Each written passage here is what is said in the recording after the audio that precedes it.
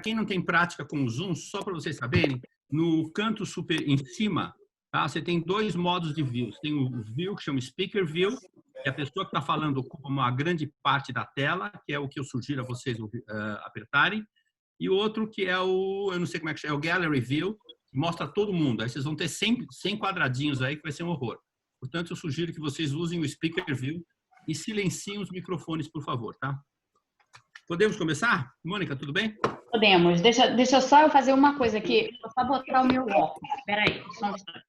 Eu pedi a Paulo que vocês que quem está administrando que deveria fechar os microfones e aí abrir só na hora da entrevista.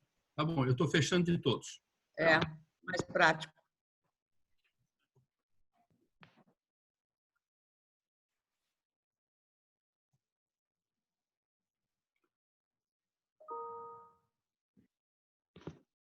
Pegou o óculos, Mônica? Aqui. Tá bom. Eu já vi você em foto com outros óculos, tá? Esse é o óculos do debate, né? Esse é o óculos do debate, é. Tá bom. Mônica, primeiramente, muito obrigado pela sua presença. É um prazer tê-la nesse grupo, tá? Se você me permite, rapidamente, eu queria explicar um pouco do grupo. O grupo é um grupo que foi formado recentemente, ele tem 60 dias só, e tivemos diversas personalidades. Eu vou até dividir a tela com vocês, que eu tenho que fazer um pouco de propaganda do grupo, espero que você não se incomode com isso. Esses são os participantes do grupo. São, na grande maioria, oficiais da reserva da Marinha, sendo o mais antigo o almirante Léo Ferreira, que foi comandante da Marinha e comandante do Conselho da Petrobras. Os palestrantes que nós tivemos até agora são esses. Começou com a Regina Duarte. Quando ela começou, ela era secretária da Cultura, então hoje ela está como ex. Isso não significa que quem entra aqui vira ex, não. Não é essa a tendência, tá? Tivemos vários jornalistas importantes, a senadora Ana Amélia, que também nos abrilhantou, ex-governador Alckmin, tivemos também o ministro da Minas e Energia, Bento Albuquerque, comandante da Marinha, Wilkes, João Amoedo, Luciano Huck. Tivemos uma transmissão diretamente da Antártica, que deu mais de 2.000 pessoas. O ministro Furlan, que vem na sexta-feira. Pércio Arida, que é um colega seu. Vamos ter a senadora Simone Tebet. Temos o general Augusto Heleno, governador do Rio Grande do Sul, também Eduardo Leite. Bernardinho, daqui a duas semanas. Mary Del Priore, semana passada. Las Grael, você e Felipe de Orleans, que está na lista. Tem uma lista ainda de mais 10 pessoas que vão entrar, mas essas são as que estão acontecendo agora nas próximas 2 semanas, tá? O grupo, Mônica, eu vou ler aqui um statement que foi feito por todos nós, que diz o seguinte: o nosso grupo tem o propósito de estimular a troca de conhecimento com a crença de que o debate salutar contribui para o entendimento e a formação de novas ideias e concepções sem polarizações. O Personalidades em Foco é um grupo de pessoas que muito se orgulham da sua origem e não tem filiação partidária, não tem radicalismo, aliás, detestamos radicalismos, tá? E somos apaixonados pelo Brasil. Os integrantes do grupo declaram aceitar pontos de vista discordantes e aprender por meio da diversidade de conceitos. Esse é um grupo totalmente apartidário. Ele é um grupo fechado, as pessoas só participam através de convite. Nós não convidamos jornalistas, mas de vez em quando eles escapam e entram, fazem uma declaração e sai uma matéria. E a gente tem a regra aqui que a gente chama de regra de Las Vegas, que what happens in Vegas stay em Vegas. Então a conversa fica só entre a gente, tá? Eu gostaria de começar lendo a biografia da Mônica. Mônica de Bolle é economista, ela é professora da Universidade Johns Hopkins e pesquisadora sênior do Peterson Institute for International Economics. Ela foi professora da PUC no Rio de Janeiro e diretora da IEP e da Casa das Graças, além de ter trabalhado no FMI. É especialista em crises financeiras e autora de diversos livros sobre economia mundial e economia brasileira.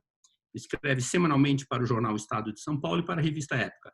É PhD pela London School of Economics. Eu ia perguntar para você, Mônica, qual é a sua idade para você ter feito tudo isso, mas eu já descobri na internet, então não vou perguntar. Tá? Nem vai divulgar. Nem vou divulgar, mas você tem um currículo brilhante, tá?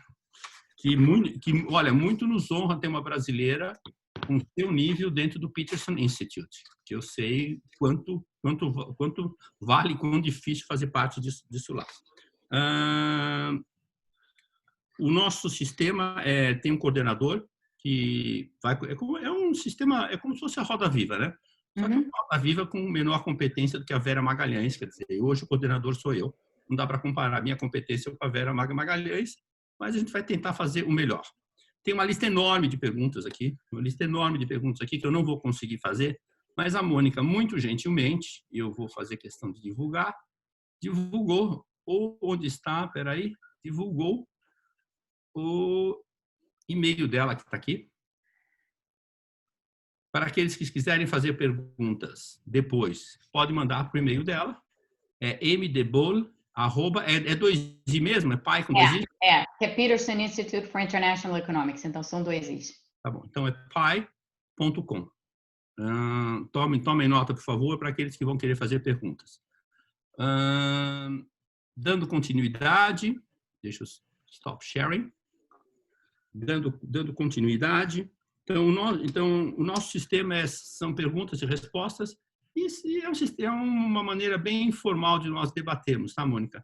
E como eu te falei, nada do que é dito aqui é gravado, nem nada disso. Então, na realidade, Mônica, o seu nome, quando foi colocado o seu nome como a próxima palestrante, gerou um monte de gente querendo participar, querendo entrar, não sei o que lá, porque a Mônica é famosa, porque a Mônica é isso, porque a Mônica é aquilo. Eu vou fazer uma pergunta que não é pergunta, tá? Não é, senão eu vou perder o direito da minha pergunta. Mas tem uma coisa que é curiosa. Eu leio muitos seus artigos, acompanho você no estado de São Paulo e li seu livro. Li um deles. Gostei muito. Sinceramente, gostei muito. Mas é difícil de definir você. Alguém fala, a Mônica é de esquerda. A Mônica é petista. Não, a Mônica é de direita. Não, a Mônica é contra tudo que está aí. Como é que você é? Como é que você se posiciona, Mônica? Eu não me posiciono. Eu acho que a grande vantagem da gente poder se definir como gente que pensa e gente que reflete é não precisar se posicionar. Então, a minha visão sobre isso, eu acho muito curioso isso no Brasil, porque as pessoas ficam o tempo inteiro tentando enquadrar as outras, né? Fulano é isso, cicrano é aquilo, fulano é não sei o quê. Eu acho que esses enquadramentos, eles empobrecem o debate, eles empobrecem a discussão, eles empobrecem, inclusive, as pessoas, porque as pessoas ficam reduzidas a uma coisa só, e eu acho que ninguém é uma coisa só. E eu sempre resisti, sempre tive muita resistência a esse tipo de enquadramento, esse tipo de rotulação, e até hoje consegui fazer isso de forma bem sucedida, então eu vou continuar a resistir. Com certeza, eu também concordo com você. Aliás, essa é a ideia do grupo, né? O grupo tenta não se rotular. Que rótulo hoje já chega, né? A primeira pergunta que eu tenho para você vai ter várias perguntas relacionadas, com certeza, à economia depois do vírus, como é que você vê a situação econômica, etc. Eu vou sair um pouco do Brasil. A primeira pergunta para você vai ser sobre economia global. Né? Você vive nos Estados Unidos, como eu, você vive em Washington, né? E você está vendo tudo que está acontecendo nos Estados Unidos nesse momento, né? Os Estados Unidos é um ano de eleição, é um ano complicado para o governo Trump, onde uma das estratégias dele, com certeza, vai ser jogar dinheiro na economia violentamente, tentando fazer com que realmente a economia não morra, porque senão não é eleito. Isso vai causar um déficit enorme nos Estados Unidos. Aliado a isso, tem a situação da briga que existe entre Estados Unidos e China. Como isso você acha que vai impactar ao mundo? Os Estados Unidos com um déficit enorme, brigando com a China num ano de eleição. Como é que você vê isso? É uma situação muito complicada, né? A gente pode deixar para falar da situação política aqui dentro e principalmente esses últimos dias aí de grande convulsão e grande turbulência social depois, porque isso é um a mais, né? Nesse grande momento assim de turbulências diversas que a gente está atravessando. Mas o fundamental, eu acho, ou pelo menos uma das coisas mais fundamentais para a economia mundial, o déficit americano não me preocupa tanto assim, tá? Porque Vai sim, vai aumentar o déficit, vai aumentar a dívida, o déficit já estava alto, tinha caído um pouco, mas a dívida também, mas ainda assim estavam em níveis bastante elevados, em patamares bastante elevados.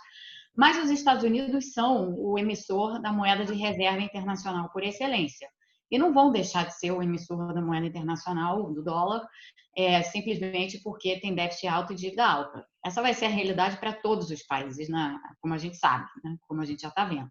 Todos os países vão ter déficit alto e dívida alta. Então, essa questão me preocupa menos em termos de andamento da economia mundial, porque a economia americana é ágil, é flexível, tem capacidade de recuperação, vai demorar, não vai ser rápido, vai ser um processo lento, mas em algum momento você consegue começar a reverter essa situação de déficit elevado, dívida alta, sem ter que fazer nenhum tipo de choque na economia. Esse é o privilégio exorbitante dos Estados Unidos sendo emissor da moeda de reserva internacional, né? Todo mundo, em última análise, quer ter ativo em dólar. Então, isso ajuda, isso facilita muito esse processo aí de gestão das contas públicas na saída, digamos assim.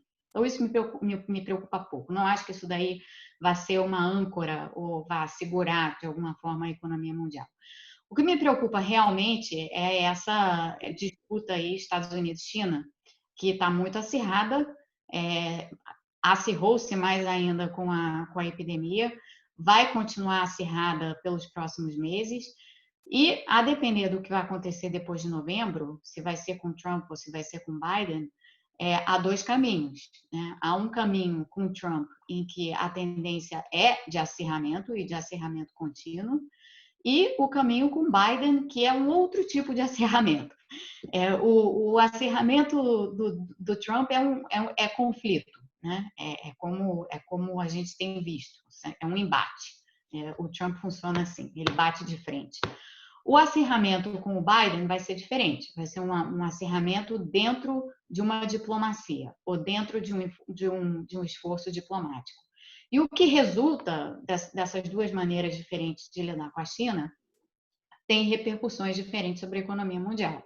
No caso do Trump, por exemplo, eu não acho pouco provável, desculpa, acho que meu e-mail continua ligado aqui, pronto, desliguei.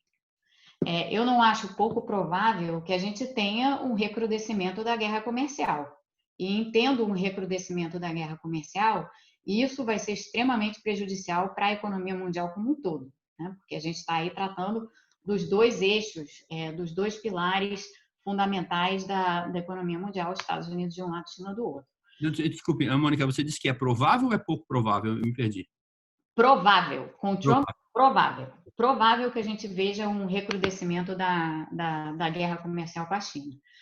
Com Biden, o caminho também é um caminho de acirramento com a China, porque existe uma questão de fundo que é exatamente essa perda de espaço dos Estados Unidos como protagonista, né, internacional, e o ganho de espaço da China como protagonista e as tensões que isso gera, que são inevitáveis. Para além disso, tem toda a questão da corrida tecnológica, que é algo que já estava aí na discussão pré-pandemia, tanto com os Estados Unidos quanto com a Europa. Então, tem um acirramento natural com a China que perpassa partidos políticos e visões políticas distintas.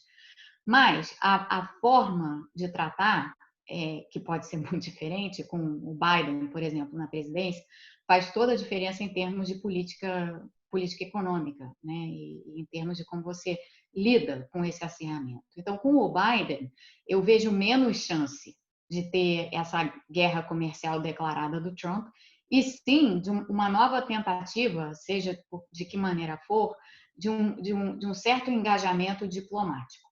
As tensões vão continuar a existir, elas vão permanecer, mas é possível vislumbrar um caminho onde algumas coisas possam ser feitas por meio da diplomacia e não por meio de barreiras comerciais, né? Não por meio de, enfim, barreiras tarifárias, barreiras não tarifárias, que é o que realmente prejudica enormemente a economia mundial na retomada. Lembrando que na década de 30, quando a gente teve a Grande Depressão, uma das coisas que impossibilitou a retomada mais acelerada da economia mundial depois da crise de 29 e da Grande Depressão foi exatamente o protecionismo exacerbado mundo afora que marcou aquela época.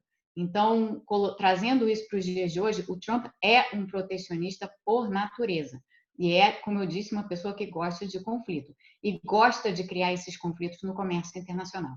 Então, ele é um agente que certamente põe em risco a retomada da economia mundial ao voltar, e ele vai fazer isso, acho eu, para esse discurso de a gente precisa, é o America First, é fechar a economia americana, é tentar barrar o máximo que a gente puder os nossos parceiros comerciais e por aí vai. Então, é um cenário mais difícil com o Trump. Você acha que o Trump ganha a reeleição? Eu não sei. Eu acho que está aberto. Essa reeleição está totalmente em aberto. Eu não vejo... Eu vejo com muita desconfiança quem acha que tem resposta para isso, né? Então, eu vejo com muita desconfiança tanto aqueles que acham que o Trump está reeleito já, quanto aqueles que acham que está moleza para o Biden. Eu não acho nem uma coisa nem outra. Eu acho que tudo vai depender, agora que a gente tem não só a epidemia e a crise econômica, mas também uma situação de convulsão social, tudo vai depender de como essas três coisas se combinam e como que a narrativa política em cima disso vai se dar. O jogo do Trump, evidentemente, o que ele já está fazendo, na verdade, é pegar a convulsão social que está ocorrendo e jogar a culpa por isso em cima de eventuais, a gente sabe, infiltrados nessas manifestações que levam os protestos para um lado mais violento, né? Então, tem essa tentativa clara do Trump de dizer, olha, isso tudo está sendo causado por baderneiros, isso é uma narrativa política, é uma estratégia política dele fazendo isso. E, de outro lado, tem a tentativa de jogar a culpa em cima dos democratas, né? Isso aqui em Washington fica muito evidente, porque a prefeita de Washington é negra e é democrata, e essa cidade aqui é extremamente democrata. Então, o Trump já jogou a culpa em cima dela pelas últimas noites, né? Pelas noites aqui em D.C., desde sexta-feira. E, muito claramente, a estratégia é essa. Baderneiros de um lado, democratas do outro. Esses são os culpados, esses são os verdadeiros culpados pelo caos social. Se a economia não retomar, são eles os culpados e por aí vai. Essa é a estratégia. É uma estratégia de alto risco, é uma estratégia que pode dar muito errado, um tiro que pode sair pela culatra, principalmente se a gente começar a ver daqui a algumas semanas, se esses protestos continuarem, eu acho que eles vão continuar em alguma intensidade, se a gente vislumbrar daqui a algumas semanas um aumento de casos de Covid aqui nos Estados Unidos por conta dessas aglomerações, porque isso joga para frente qualquer estimativa de recuperação econômica, ou seja, você gera uma defasagem natural na retomada da economia, que a gente nem sabe direito quando vai acontecer, e isso prejudica o Trump. Então, eu acho que o cenário está totalmente aberto, assim, não tenho certeza de nada. O que eu consigo ver é a estratégia que o Trump está adotando hoje, quais são os riscos dessa estratégia, tanto dela dar certo quanto ela dar muito errado. E eu acho que os riscos são assim, toss of a coin, jogar moeda para cima, porque nesse momento não dá para saber. Obrigado. Próxima pergunta é do Almirante Guilherme, da Escola Superior de Guerra. Guilherme. Mônica, boa noite. É uma satisfação poder conversar com você. É interessante encontrar uma economista humanista que cita Rousseau. Bom, ao conhecer as suas apresentações e artigos, eu tive várias dúvidas, né? E por isso eu vou pedir alguns comentários, eu vou fazer umas observações para esclarecimento. E essas observações, obviamente, partem de quem não é economista.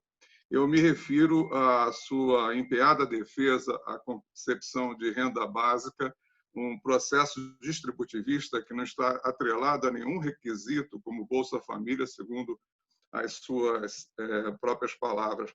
Mas nós que lidamos com o planejamento, né, nós ficamos sempre preocupados como é que nós podemos tornar realidades essas concepções em função de condicionantes do ambiente. Eu vi em seus textos citar Espanha e Canadá como referências, que são países de alta renda per capita, com população menor que os assistidos pelo Bolsa Família no Brasil, considerando uma unidade familiar de 4 pessoas. Ou seja, é um bolo muito grande para poucos pobres. E aí, como vê-los como benchmark?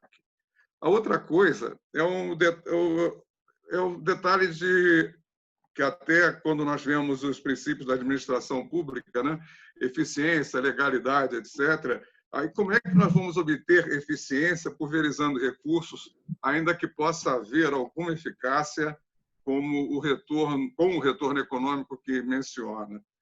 E quando a legalidade aí já é um problema de vivência, de condicionamento da época, que, como em cargos de direção, eu atuei como ordenador de despesa. Quem não está familiarizado com a expressão é a autoridade cujos atos resultam em dispêndio de recursos públicos. Aí a gente sempre ficava preocupado com essa distribuição em moldes permanentes, ensejando a viabilização de inúmeros corruptinhos, já que eles podem despender recursos fora de finalidade, né? Para não mencionar as amplas oportunidades de percepção indevida por fraude, como a gente vê correntemente no noticiário em relação ao Bolsa Família. E aí, no meu entendimento, o que se faz no Brasil já é muito grande. Só a população assistida do Bolsa Família é uma população, dá um pouco menos que a população da África do Sul, já seria o 25º país mais populoso do mundo, né? Então, eu acho que já é um peso considerável. Aí, quando eu vi que a concepção de renda mínima ainda aumentava esse dispêndio, eu fiquei mais preocupado ainda. Esses são meus considerandos, e aí eu gostaria que explicasse isso para a gente. Obrigado. Com todo prazer. Primeiro, deixa eu fazer uma ressalva. A renda básica, ela não existe uma renda básica. Então, não existe assim uma concepção de renda básica e a gente usa essa concepção de renda básica e adota ela em diversos contextos. Não. A renda básica, a renda mínima, universal ou segmentada, ela é, por definição, um desenho. Você desenha o programa. Assim como a gente desenhou o Bolsa Família, você desenha um programa de renda básica permanente ou de renda mínima, universal ou não. Então, para colocar a coisa em contexto, deixa eu primeiro falar um pouco sobre o Bolsa Família. A comparação com a África do Sul e a comparação com o número de pessoas, eu acho que ela não cabe, porque a gente está tratando do Brasil, que é um país muito maior do que a África do Sul. Então, eu não consigo enxergar a discussão dessa forma. Eu acho que a gente tem que enxergar a discussão da seguinte maneira: qual é o número de pessoas pobres, em situação de pobreza e pobreza extrema que a gente tem no país? Qual é o número de pessoas em situação de vulnerabilidade? São conceitos distintos, porque o Bolsa Família é um programa desenhado de início, e foi desenhado assim de início, é um programa desenhado para atender, é um programa focalizado e desenhado para reduzir pobreza. Não é um programa desenhado para atacar pobreza e desigualdade. É um programa muito focalizado. Em sendo muito focalizado, ele abrange um número grande de pessoas a um custo muito baixo para o orçamento. E sempre foi assim. É o desenho do Bolsa Família. E com esse custo muito baixo para o orçamento, ele foi capaz de reduzir pobreza ao longo de décadas. Então, mas tem fraudes e tal, isso faz parte do jogo, né? Tendo trabalhado o tempo que eu trabalhei no FMI, vi isso muito em diversas partes do mundo, com todo tipo de programa, não só programas de transferência de renda dessa natureza, mas outros tipos de programas de governo. Então, o que tem que haver, evidentemente, é uma gestão bem feita do programa. A questão da fraude não é um problema do programa, é um problema de gestão. Então, é dessa maneira como eu vejo essa questão. A rede de proteção social no Brasil, ela tem uma lacuna, porque quando você pega todos os nossos programas sociais são desenhados para atender pessoas em situação de pobreza, mas não são desenhados para atender pessoas em situação de vulnerabilidade. Então, por exemplo, quando você pega os dados da PNAD contínua e analisa os dados da PNAD contínua do IBGE, o que você percebe é o seguinte: no Brasil, a gente tem, para além das pessoas em situação de pobreza, a gente tem uma porção de pessoas, e quando eu falo em uma porção, a gente está falando aqui entre pobres e vulneráveis, é 60% da população do Brasil. A gente tem esse contingente de pessoas on top of, do pessoal que está em situação de pobreza, que são pessoas que estão em situação, na seguinte situação: são pessoas que entram e saem continuamente do mercado formal de trabalho. Então, são pessoas que são formais por um tempo, passam para a informalidade, voltam para a formalidade, voltam para a informalidade, e oscilam. Essa oscilação é muito, quando você olha os dados, você vê o quão notável é essa oscilação no Brasil. Essas pessoas hoje, elas não têm cobertura alguma e elas vivem em situação precária, tá? Elas recebem salários bem baixos. Mas como elas estão constantemente flutuando entre a formalidade e a informalidade, elas não são elegíveis a nenhum dos programas sociais que a gente oferece. Porque os programas sociais que a gente oferece, eles vão para pessoas que não têm a menor condição de entrar no mercado formal. Ou se tem, essa condição é muito reduzida. Portanto, a lacuna que existe na nossa rede de proteção social, ela diz respeito justamente a essas pessoas em condição de vulnerabilidade que entram e saem do mercado de trabalho o tempo inteiro. Como é que você atende essas pessoas? E aqui eu estou falando muito especificamente do Brasil, sem comparar com o Canadá nem com a Espanha, que tem problemas específicos. E, aliás, o programa da Espanha, que foi aprovado na sexta-feira, dia 29 de maio, agora, essa última sexta-feira, foi um programa desenhado para a pobreza. Então, ele é um programa de transferência incondicional de renda, não tem condicionante, mas é um programa muito similar no desenho ao Bolsa Família, mas é um programa de renda mínima, é um programa de renda mínima em essência, mas com um desenho completamente diferente do que a gente está tratando aqui. Mas é um programa focalizado. O que eu estou discutindo quando eu estou discutindo renda básica é exatamente o preenchimento dessa lacuna que existe entre quem é pobre e quem é vulnerável. Os vulneráveis hoje não têm rede de proteção social. Como é que você resolve isso? Você precisa gastar horrores? O programa de renda básica é absolutamente impagável? Não, não é. E aqui tem um problema de entendimento, eu acho, no Brasil de um modo geral. Quando as pessoas pensam em renda básica e pensam em renda básica mais universalizada, já vem logo essa compreensível reação de que isso é absolutamente impagável e a gente não tem espaço fiscal algum para fazer um programa desse tipo. E aí as pessoas têm isso na cabeça, sem levar em consideração que há milhares de desenhos possíveis para uma renda básica, inclusive para uma renda básica universal. Então, vou contar um possível desenho de programa e vou dizer qual é o custo dele. E vou fazer uma comparação. Deixa eu primeiro começar pela comparação. Uma maneira de fazer a renda básica, e eu acho que essa é que as pessoas normalmente têm na cabeça, é a seguinte: pegar o auxílio emergencial que existe hoje, de R$600, dar a cobertura necessária do auxílio emergencial para os 77 milhões que estão no cadastro único no Brasil, que são pessoas que pegam as pessoas pobres e algumas pessoas vulneráveis, e passar a pagar esse benefício anualmente de forma permanente para determinadas condições e de determinadas formas. O custo disso para os cofres públicos brasileiros hoje seria de 7 pontos percentuais do PIB. Ou seja, esse programa é impagável. Mas um outro programa, esse que não é absolutamente impagável e é universal, é você fazer o seguinte: em vez de seguir essa linha do vamos ampliar o auxílio emergencial e vamos torná-lo permanente, outra linha é você redesenhar a renda básica e pensar assim: bom, e se a gente resolver chegar exatamente nessas pessoas em condição de vulnerabilidade, não por meio da definição de renda ou de condição de trabalho, de status no mercado de trabalho, e sim por faixa etária. E aí entra a questão da proteção infantil. Tem um programa muito interessante que está sendo elaborado já há bastante tempo pelo pessoal do IPEA e hoje está sendo em conjunto elaborado com o pessoal da USP e eu estou participando desses estudos, então você tem os números na minha cabeça. E esse programa seria o seguinte: seria você pegar, por exemplo, a faixa etária de primeira infância, as crianças de 0 a 6 anos, e pagar para todas as crianças brasileiras de 0 a 6 anos meio salário mínimo. Você financia uma parte desse programa eliminando os descontos de imposto de renda, que famílias de mais alta renda recebem, o que já paga para as famílias que têm. A gente já fez essas contas. Isso daí já retorna para os cofres públicos imediatamente.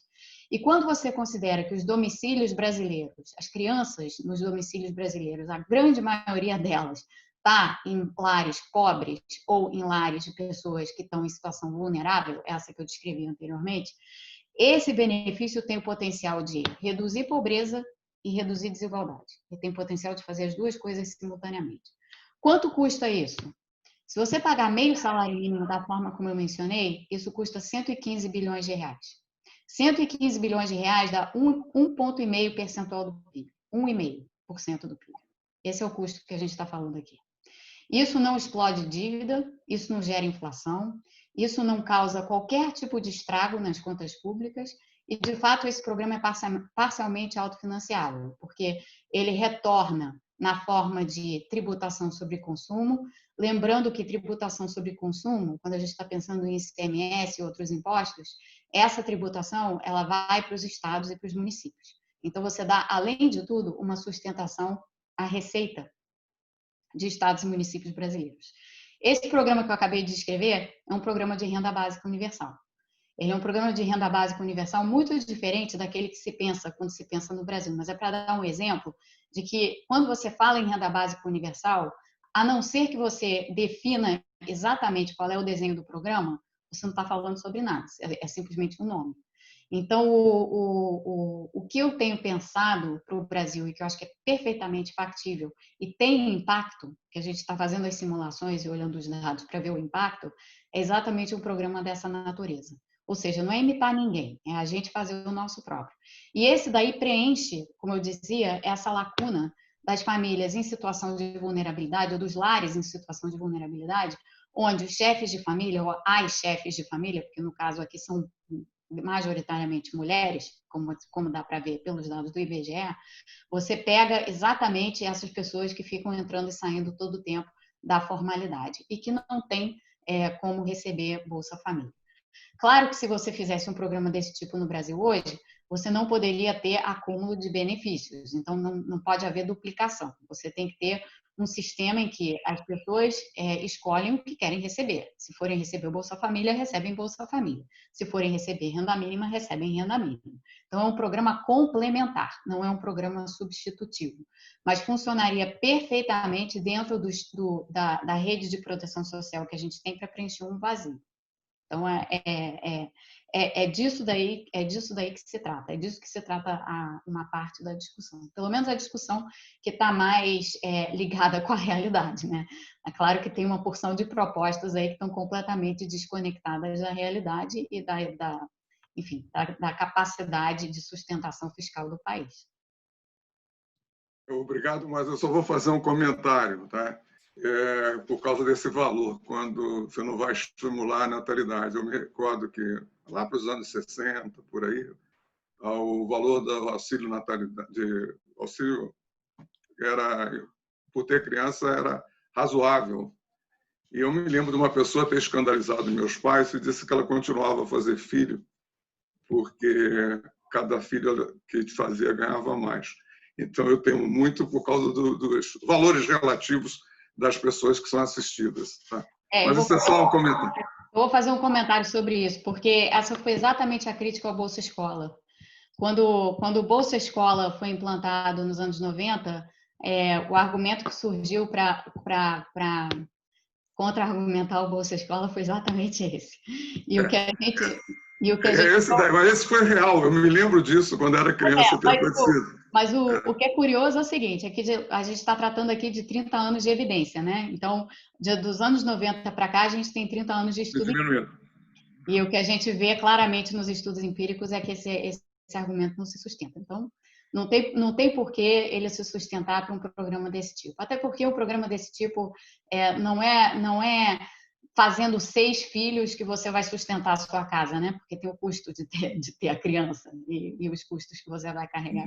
Acho que não sei que esse argumento vai surgir, mas a gente está preparado para contra-argumentar com dado. Obrigado. Aliás, esse projeto é seu ou é de algum grupo? Não, isso é um grupo nosso. Um grupo de vocês? Vocês chegaram a propor isso para o governo ou não?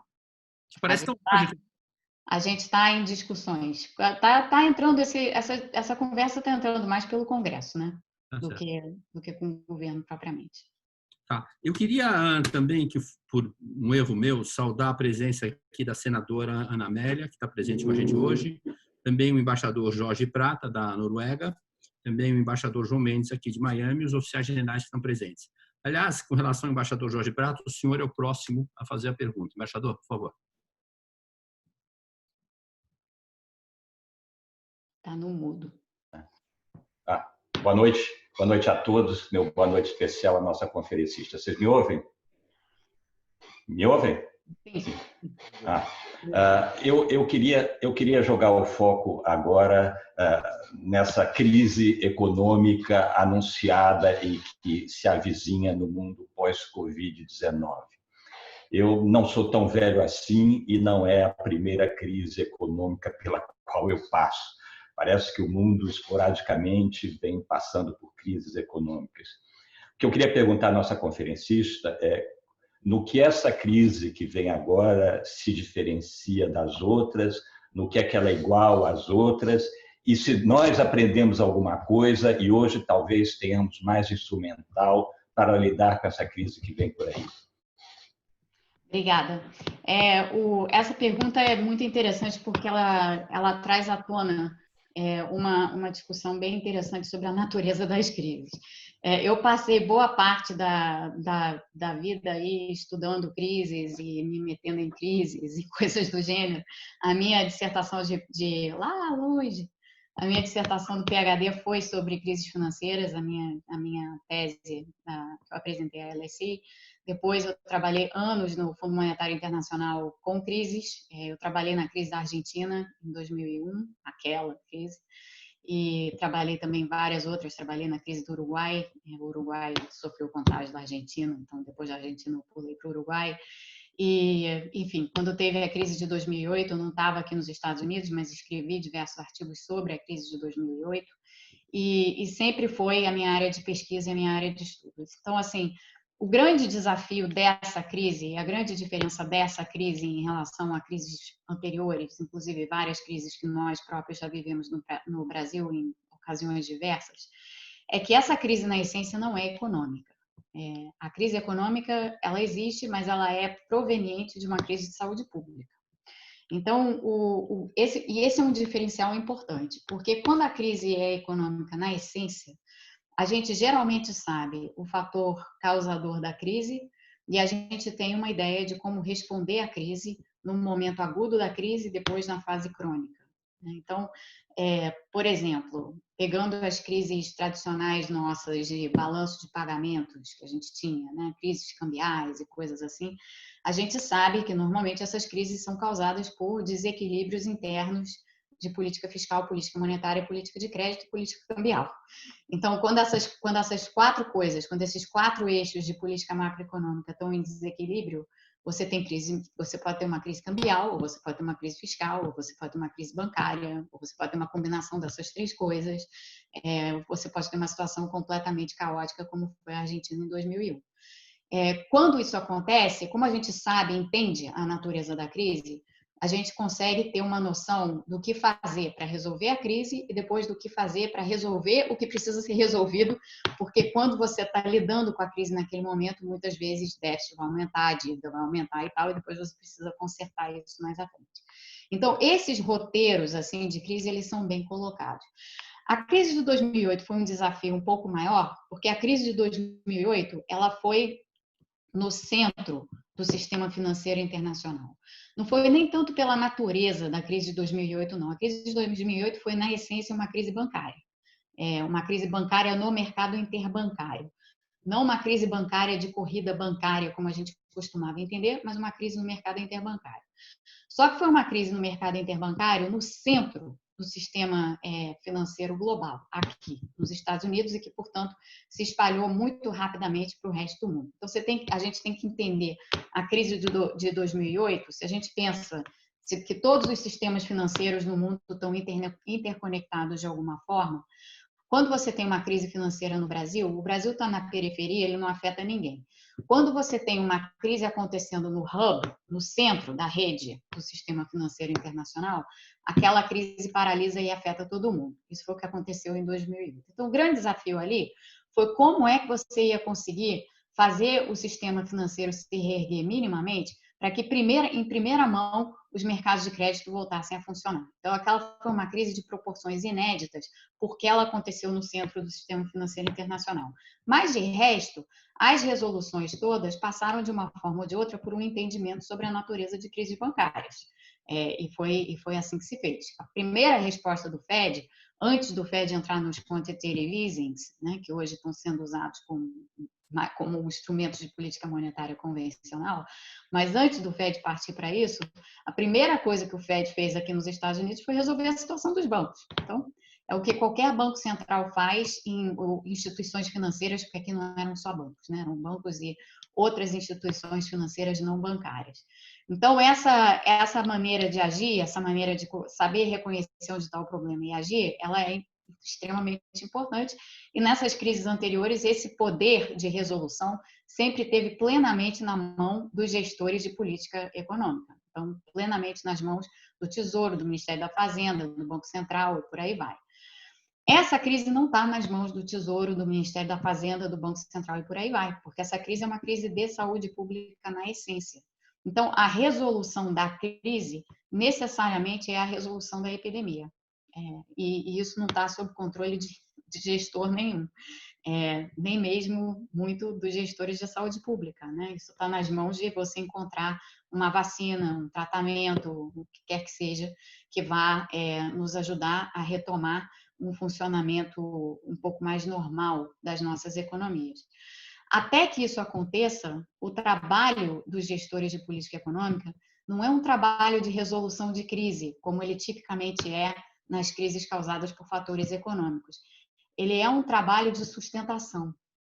E em sendo um trabalho de sustentação, ele é um trabalho de sustentação meio inglório, porque as coisas naturalmente param, não por causa de medida sanitária, não por causa de quarentena, não por causa de lockdown. As coisas necessariamente param se o vírus estiver circulando de determinadas formas e sobrecarregando sistemas de saúde e forçando as pessoas a ficarem isoladas, né? O que realmente paralisa é isso. Eu gosto muito de pensar nos exemplos dos frigoríficos aqui nos Estados Unidos, que é algo que já está começando a acontecer no Brasil também, no sul do Brasil, a gente já tem frigoríficos nessa situação. Por que eu penso nos frigoríficos? Porque os frigoríficos mostram, na essência, como o vírus paralisa. E isso não depende não tem nada a ver com as medidas de lockdown. Os frigoríficos continuaram a funcionar porque eles são um serviço essencial. E sendo um serviço essencial, continuaram. E não houve, ou pelo menos não se soube muito bem, porque tudo é novo, né? Então não é culpa de ninguém não saber, é novo, a gente realmente não sabe. Não se soube fazer a proteção adequada para os trabalhadores dentro desses ambientes. O que aconteceu? Em vários frigoríficos aqui, houve surtos de Covid e vários tiveram que fechar as portas, causando inclusive um certo estremecimento aí, um risco de desabastecimento de carne suína, carne bovina e tal. Então, eu acho que a situação dos frigoríficos revela muito bem como que mesmo que as coisas estejam operando normalmente, o vírus gera uma paralisia, a doença gera uma paralisia, né? Pela natureza dela. E isso é algo que gestores de política econômica e economistas não tem muito o que fazer com isso. A única coisa que a gente pode fazer com isso é dar sustentação para que as economias continuem funcionando minimamente enquanto a gente persistir nessa situação. Isso envolve gasto, sim, não tem jeito. Não é qualquer gasto, tem que ser determinados tipos de gasto. Claro que gasto em saúde, isso goes without saying, né? Mas, para além disso, você tem que pensar bem como é que você vai fazer a sustentação das empresas, como é que você vai fazer a sustentação das pessoas que ficam desempregadas e não têm condições de se reinserir de imediato no mercado de trabalho, como é que você vai dar sustentação para o sistema financeiro, enfim, um rol de medidas cujo pilar é a sustentação, não é a resolução. Então, essa é que é a grande diferença.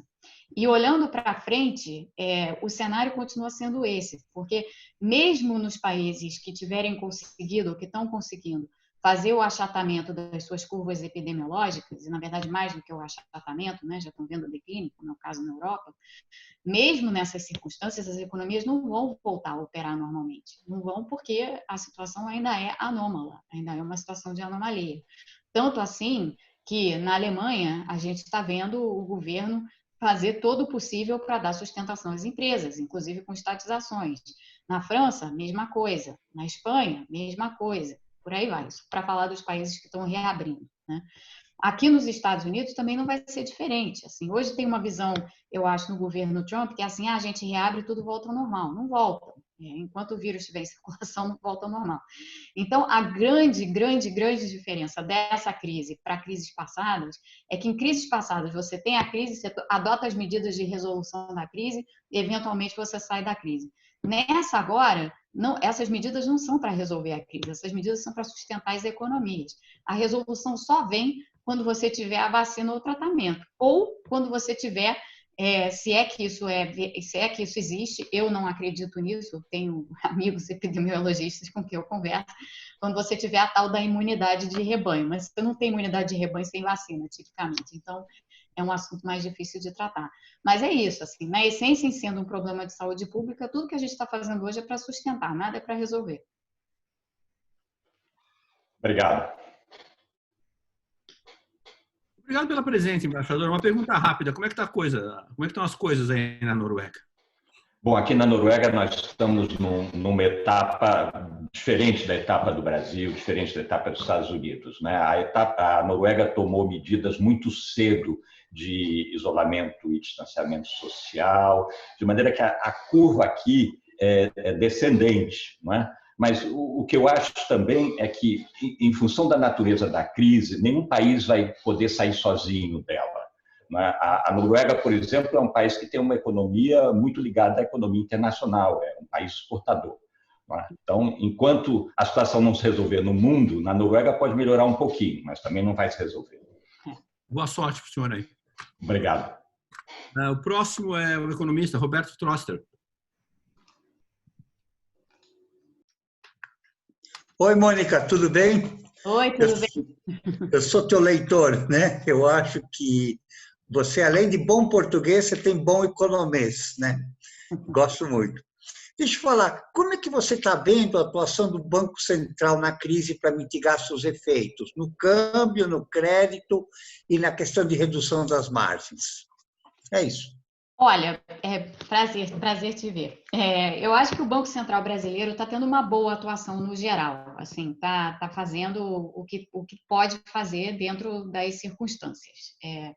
Nas questões aí relativas à injeção de liquidez, eu estou vendo muita gente reclamar, né, porque é característico, né, já reclamar de banco no Brasil, mas a verdade é que, né, uma das coisas que eu tenho tentado explicar para as pessoas assim, que compram esse discurso fácil, né, de ataque a bancos, é explicar para as pessoas, olha, nenhuma economia funciona sem banco. E a verdade é que os bancos estão interligados com tudo dentro da economia. Então, se as empresas estão sofrendo as consequências da crise, os bancos vão sofrer as consequências da crise também. Porque, afinal de contas, né, de quem é que, para quem os bancos emprestam, né? Então, tem essas inter-relações aí, elas são muitas vezes esquecidas pelo público em geral, né? E eu acho que nesse aspecto o Banco Central tem feito uma atuação muito muito boa e saiu bem cedo, assim, saiu à frente do problema, diferentemente, eu acho, do que aconteceu dentro do Ministério da Economia com as políticas de natureza fiscal, né, que tinham que ter sido feitas. Então, eu acho que o Banco Central brasileiro tem feito um bom trabalho no que diz respeito à injeção de liquidez no sistema financeiro, para garantir que a liquidez esteja circulando. Mercado de câmbio tem sido complicado, porque, evidentemente, a nossa moeda, como todos nós sabemos, foi, dentre as moedas emergentes, a que mais se desvalorizou, e foi uma desvalorização súbita, o que gera problema para as empresas. Então, o Banco Central, nessa situação, tem que fazer uma gestão de câmbio um pouco mais agressiva, não tem jeito. O Banco Central fez isso, agora não está precisando fazer tanto, mas fez quando foi preciso. Também acho que essa atuação foi positiva, foi boa.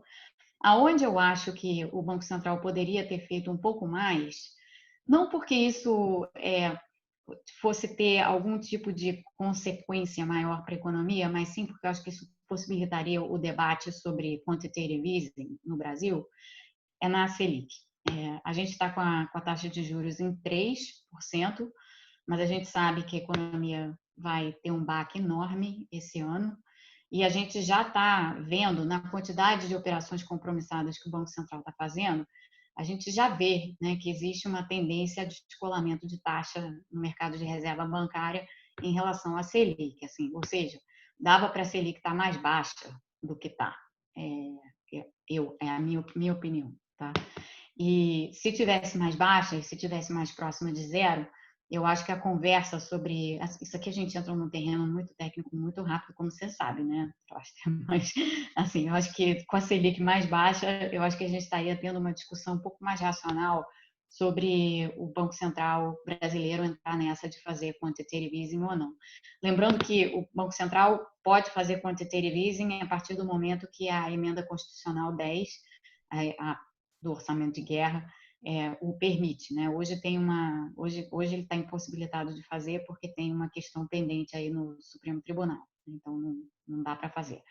Mas no momento em que isso venha a ser uma possibilidade, eu acho que no caso do Brasil vai ser um instrumento importante esse. E eu sei que tem muitas pessoas no Brasil que têm certas ressalvas em relação a isso, mas quantitative easing já virou um instrumento mais de política monetária convencional, e tem países emergentes fazendo. A Índia está fazendo quantitative easing já há algum tempo, com uma experiência razoável, não tem sido ruim a experiência lá. Então, para mim, essa é a única... Não é nenhuma ressalva, porque o Banco Central não pode fazer, então, no momento, não se trata nem de ressalva sobre a atuação do Banco Central. O que eu acho só é isso, acho que a Selic já podia estar um pouco mais baixa, mas nas circunstâncias... Estando onde está ou estando mais baixa é simplesmente para facilitar o debate sobre QE, não para a sustentação da economia. Para a sustentação da economia, a Selic é um instrumento de sintonia fina demais para uma situação de ruptura tão grande quanto a que a gente vive. Concordamos. Só queria fazer um comentário, Mônica. Tomara que você tenha razão, mas o governo brasileiro tem 4 bancos, só deles, a Caixa e os 3 bancos de desenvolvimento, que ele já podia fazer quantitative easing.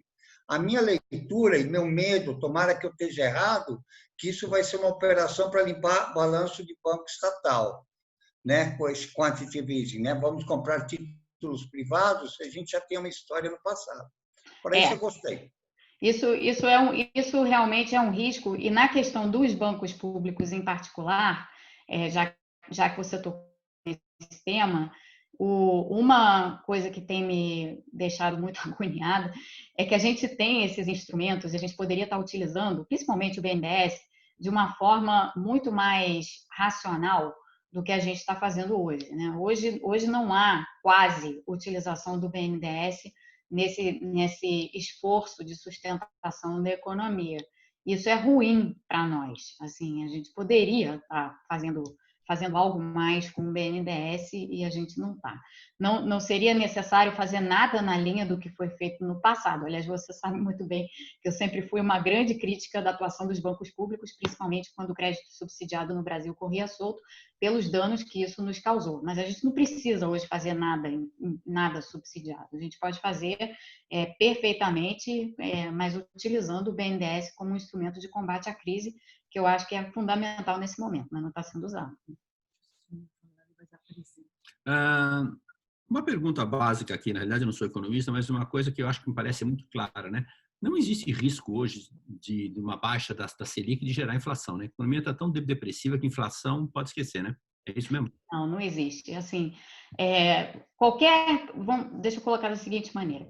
Qualquer estimativa que a gente fizer para o PIB, eu acho que todo mundo está vendo, né, essas estimativas que saem toda semana e são atualizadas, e acho que o mercado todo já convergiu para uma queda do PIB de pelo menos 5% esse ano, eu acho que vai ser mais, mas assim, é tudo chute, né? Porque, de novo, a situação é inédita, como eu respondi anteriormente para o embaixador, a situação é inédita, portanto, no ineditismo, você não tem as referências assim no passado para você poder extrapolar, né? Você tem que partir assim da estaca zero e olhar para frente, isso é muito difícil. Então, projeções de queda de PIB acabam sendo chutes informados, entendeu? Mas são chutes.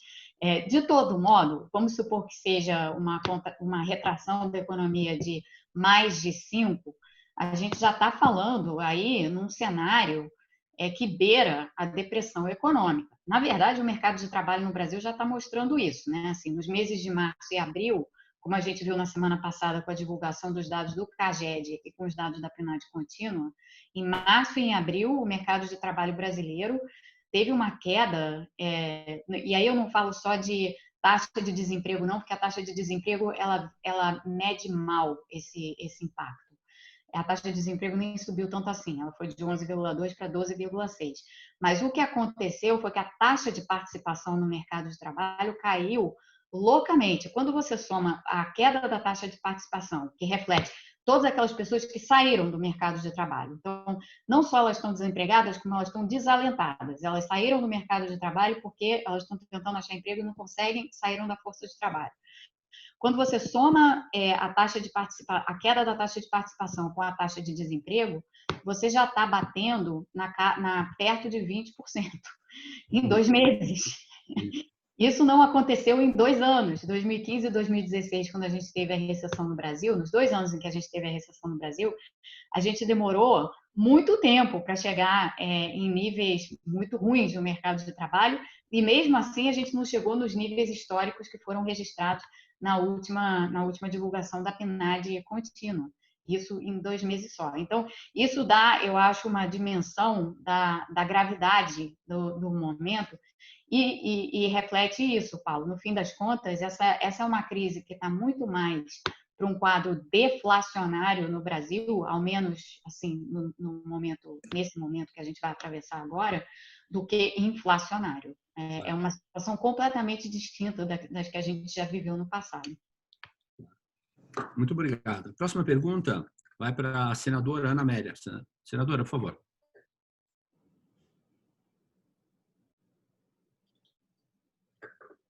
Senadora, está sem som. Está sem som. Senadora, o som da senhora está cortado ainda. Tem que cortar. Obrigada. Paulo. Obrigada, Paulo. Parabéns, Mônica. É sempre bom ver uma mulher inteligente, brilhante como você falando e perguntas muito especiais e muito legais. Eu, quando falei com o grupo aqui, fazendo uma exposição, eu disse que um dos problemas do Brasil, que está chegando na casa dos 30 mil mortos pelo Covid-19, foi que foi politizada essa questão, que é uma questão sanitária, e nós tivemos até agora 3 ministros da saúde comandando uma área vital, porque de maior prioridade, maior urgência é a pandemia, tratar da saúde das pessoas.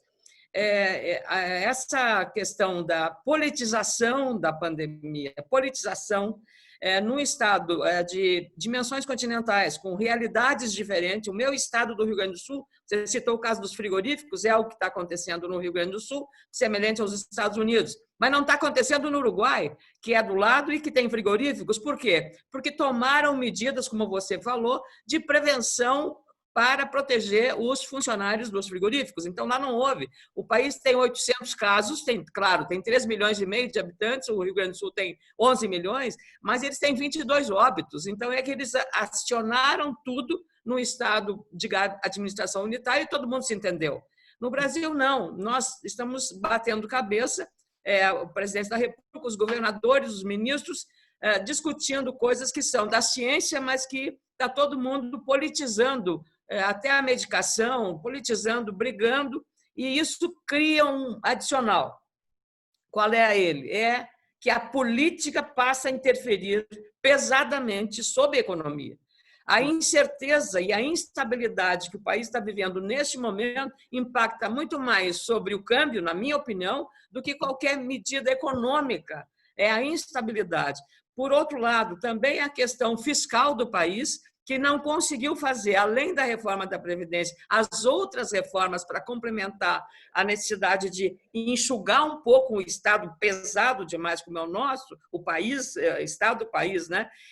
Atrasaram. Então, nós estamos vivendo esse dilema duplo, que é a questão política impactando na pandemia e mais ainda na economia. Então, essa questão que eu coloco para você neste momento, de saber para onde vamos. Se a OMS hoje fala que o maior número de contágio que houve, o Brasil liderou entre todos os países do mundo. Senadora, eu sou uma grande admiradora sua, então fico feliz em podermos dialogar aqui. Obrigada. Essas questões são absolutamente fundamentais.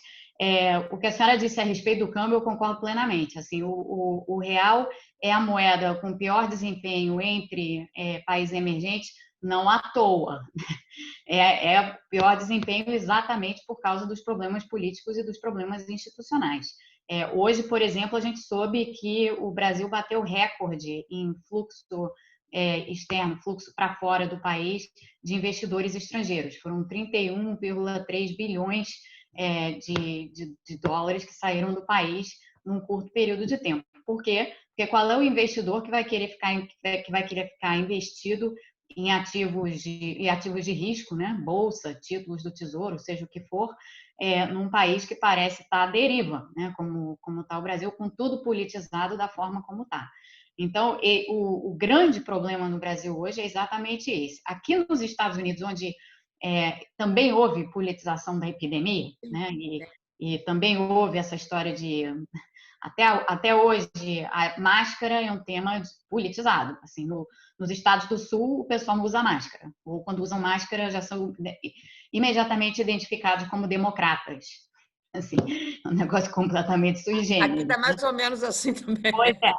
Pois é. Então, assim, a gente entrou num âmbito de discussão que é absolutamente descabido, mas que, infelizmente, está dessa forma.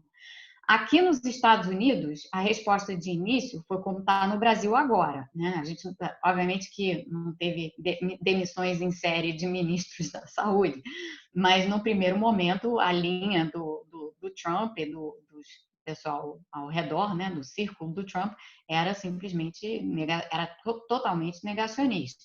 Só que aqui a realidade, em algum momento, se impôs, e não só isso, a comunidade científica tem poder aqui, né? Então, a comunidade científica se impôs.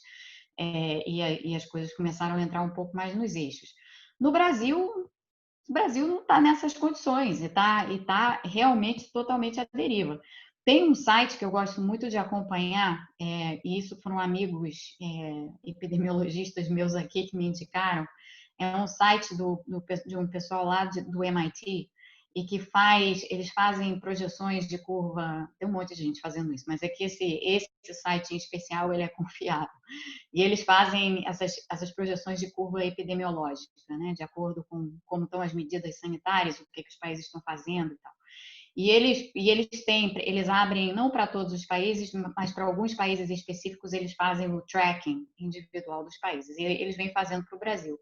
E no caso do Brasil, eles acertaram em cheio como ia ser março, como ia ser abril, como está sendo maio, e, portanto, provavelmente como será junho e como maio passou, né? Acabou maio, mas como foi maio, como vai ser junho e como vai ser julho. Hoje a OMS diz que nós não chegamos ainda no pico, não está longe de chegar ao pico. Exatamente, que é exatamente o que eles dizem também. Então, eles têm uma projeção de óbitos, quando eles fazem as projeções de óbitos, nas projeções deles, o Brasil chega a 50 mil óbitos em meados de junho, assim, entre a segunda e terceira semana de junho, e em 100 mil óbitos até meados de julho.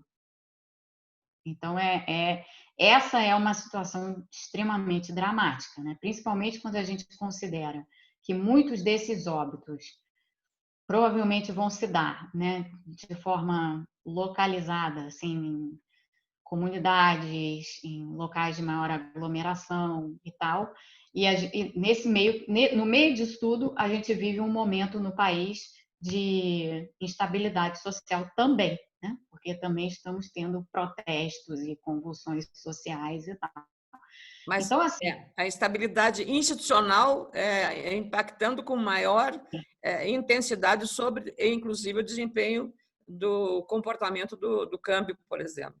exatamente. Então, nessas circunstâncias todas aí, quando a gente olha esse conjunto de circunstâncias, não tem como a gente ter uma visão mais otimista em relação ao Brasil, né? E aí eu me preocupo quando eu vejo assim o ministro da Economia falando: daqui a alguns meses o Brasil vai retomar, a economia vai retomar. Vai retomar como? Em meio ao que está acontecendo, não vai retomar, né? E mesmo que não tivesse o caos que está, já seria difícil, porque lembrando que a economia brasileira ela já vinha numa demonstração de perda de dinamismo antes da epidemia, né? A gente teve a recessão em 2015 e 2016 e a gente não conseguiu crescer muito mais do que 1% em 3 anos. Então, assim, a gente já tem um problema natural de falta de dinamismo que já vai dificultar a nossa saída. E aí, para além disso, a gente está dificultando, inclusive, a crise que a gente está vivendo hoje. Então, o quadro é muito preocupante, é muito preocupante. Eu acho que é o país, para mim, hoje, mapeando os países no mundo que estão em maior risco, o Brasil é o que está em maior risco, sem sombra de dúvida. E por escolha de política pública, como a senhora bem disse. Obrigada, viu, Mônica? Obrigada. Muito boa resposta, mas um pouco desanimadora, Mônica, mas é bem na mosca, tá? O próximo a perguntar é o Lars Grael. Você conhece o Lars, Mônica? Não conheço, eu conheço de nome, é claro. Vai conhecer ele digitalmente agora. Lars. Olá, Mônica. Tudo bem? Tudo bem. A minha pergunta é, na análise recente da economia do Brasil, o Brasil vinha até com uma boa perspectiva de crescimento. Esse ano havia uma projeção de PIB superar 2% até o início da Covid-19, da pandemia. E nos vemos agora num quadro de instabilidade política e de uma depressão econômica talvez sem precedentes. E o pior, muita gente jogando na agenda do quanto pior, melhor, o que é perigoso para o nosso país. Nesse cenário de convulsão, como que a senhora consegue vislumbrar a saída desse quadro atual de sinuca de bico, como a gente costuma dizer, labirinto, por que não dizer até um checkmate? Na crença que, de alguma forma, essa possibilidade de ruptura será resolvida, nós esperamos, de uma forma ou de outra, como que o Brasil deveria sair dessa situação? Mantendo uma política de livre mercado, avançando, tentando recuperar a velocidade nas reformas do Estado, ou mudar a condução da política econômica e ir para um Estado interventor, firme nessa fase? Qual que é a sua visão? Olha, eu acho que nesse momento de crise aguda, eu acho que esse momento de crise aguda, ela não é uma crise aguda temporária, ela é uma crise aguda prolongada, inclusive por causa das opções que a gente fez em termos de saúde pública, né? Ou seja, de não fazer nada. Essa crise aguda, portanto, é prolongada, ela é longa. Eu não vejo como a gente vai conseguir sair desse estado de ter que ter políticas econômicas de sustentação, como eu falava anteriormente para o embaixador, respondendo a pergunta dele sobre naturezas de crise. Então, assim, só pensando pragmaticamente na situação da economia brasileira, se a gente não tiver as políticas de sustentação da economia, e aí passa por tudo, gasto com SUS, gasto com auxílio emergencial, seja lá em que valor for, nos R$600 ou um pouco menos do que isso, gasto com sustentação enfim, do que for preciso fazer para sustentar a empresa, todas as medidas aí que o Banco Central vai ter que fazer ainda, de mais injeção de liquidez, mais sustentação do sistema financeiro, enfim, todo esse conjunto aí de medidas de sustentação, a realidade é que a gente provavelmente vai ficar com isso por muito mais tempo do que talvez a gente precisasse ter isso se nós tivéssemos adotado outra postura em relação à crise de saúde pública. Se tivéssemos, por exemplo, feito, não dá para almejar ser a Noruega, né? Mas assim, se ao menos nós tivéssemos feito alguma coisa em termos de contenção, a gente poderia já agora, eu acho, estar discutindo bem. Então, naquela agenda que a gente tinha pré-pandemia, quais são as reformas que agora são prioritárias, né? Isso era exatamente onde a gente gostaria de estar agora. O Brasil poderia ter estado nessa situação, porque a gente teve tempo para se preparar para essa crise, né? A gente já sabia como é que isso estava se dando no mundo e já sabia que isso ia chegar no Brasil. Só que o que aconteceu? A epidemia chegou no Brasil no final de fevereiro e início de março. No dia 16 de março, o ministro da Economia estava dando uma entrevista na CNN dizendo que o Brasil ia crescer 2,5% esse ano e que as reformas iam continuar e que era só dar 5 bilhões para o SUS que resolvia a epidemia e tal. Isso no dia 16 de março. A segunda quinzena de março foi justamente a quinzena, aquelas 2 últimas semanas do trimestre, foram justamente as semanas que deram o PIB negativo do primeiro trimestre. Ou seja, o ministro da Economia estava dizendo isso num momento em que já estava claro que o estrago econômico ia ser enorme.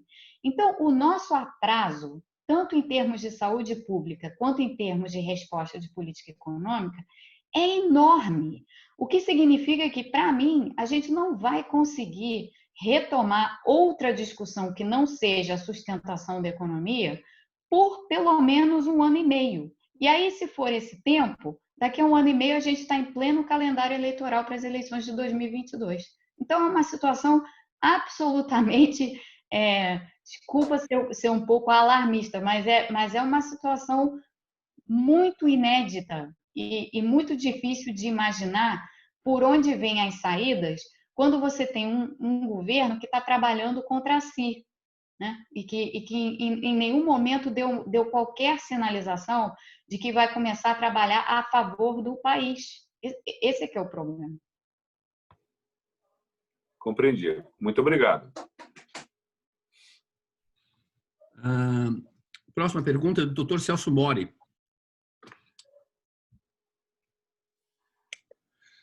Boa noite a todos. Está me ouvindo, Paulo? Afirmativo. Estamos ouvindo. Bom, em primeiro lugar, eu queria manifestar uma imensa alegria, já que eu sou um admirador da doutora Mônica de Bolle, dela declarar que ela é uma pessoa que não se deixa escravizar por ideologias e que ela preserva a liberdade de pensamento e a independência de pensamento. Isso é uma coisa muito confortante nos dias atuais. A minha pergunta vai mais ou menos na linha do nosso grande Lars Grael. Com tudo isso que nós ouvimos aqui, e nessa síntese tão bem colocada de todos esses problemas, a minha pergunta é, doutora Mônica, realisticamente, considerado o quadro político do Brasil atual, qual é o que se pode realisticamente esperar do atual governo como reação a esta crise e caminho de saída e de superação? Primeira parte. Segunda parte é a seguinte: se lhe fosse dado dar 3 ou 4 conselhos de macropolíticas para o governo, quais seriam esses conselhos? Muito obrigada. Eu acho que, em primeira mão, esse governo ele vai acabar fazendo determinadas coisas, algumas das quais eu mencionei aqui, mas tardiamente, né? Então ele vai atrasar a crise inteira. Ele vai atrasar a fase aguda, ele vai atrasar a fase crônica, ele vai atrasar a retomada.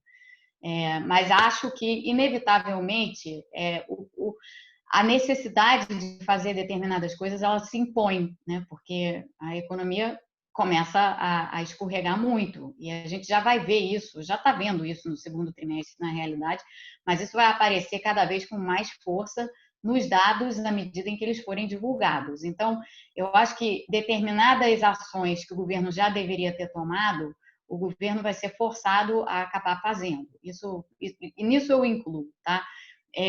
Os repasses que são necessários para o SUS. O SUS, o que foi destinado ao SUS, foram 28 bilhões de reais, o que foi de fato desembolsado até agora foi 8,9 bilhões desses 28, ou seja, quase nada. Sendo que desses 8,9 aí, tem uma parte considerável que é simples remanejamento de recursos, não são sequer recursos novos, né, para o SUS. Então, tem uma defasagem imensa aí com o SUS. A questão do auxílio emergencial, que hoje está sendo debatida ferrenhamente aí dentro do governo, é outra questão que vai se impor. Não tem como acabar com o auxílio emergencial agora. Ah, mas pode ter aí o valor. O valor tudo bem, pode se discutir o valor, mas o auxílio emergencial vai ter que continuar, você não vai poder tirar. Então, essa é outra questão que vai se impor. A questão das empresas. Vai começar a quebrar a empresa. E aí o governo vai ter que dar, vai ter que dispor do BNDES e dos bancos públicos para fazer o que tem que fazer. Então, o que vai acabar acontecendo, eu acho, é que o governo vai acabar fazendo uma porção de coisas que a gente já vem falando que o governo tem que fazer há mais de 2 meses, mas no susto, entendeu? Aquela coisa, aconteceu o problema, aí o governo vai lá e faz. Que é a pior forma de você lidar com uma crise dessa natureza, porque você prolonga, como eu dizia, você prolonga a crise, você prolonga a saída da crise, você prolonga o dano que é causado, você aprofunda o dano causado, enfim, você faz da pior maneira, né? Que é um pouco o que a gente fez na área de saúde pública. Na área de saúde pública, a gente fez o pior dos mundos. Qual foi o pior dos mundos?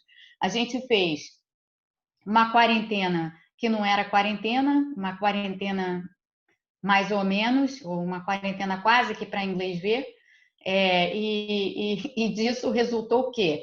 Resultou uma epidemia brutal que a gente não consegue sequer vislumbrar o fim, né? Nem o pico, nem nada. Então, na área econômica, a gente está fazendo mais ou menos a mesma coisa. E a realidade, no final das contas, vai se impor, mas vai se impor de forma que a coisa toda vai durar muito mais tempo do que duraria, a um custo muito maior do que seria necessário.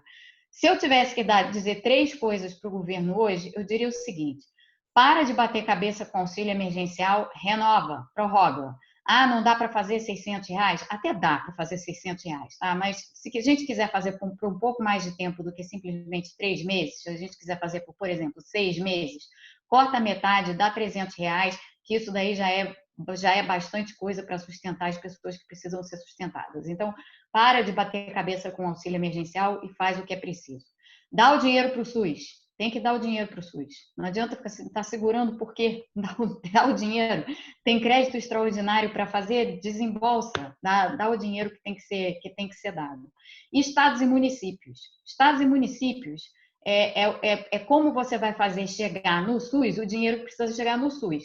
Então, você precisa que o governo pare de brigar com os governadores e dê aos governadores a sustentação que os governadores precisam. Negocia, senta na mesa, negocia, faz os pactos que tem que fazer e repassa os recursos que tem que ser repassados, em vez de ficar nesse cabo de guerra e nessa resistência.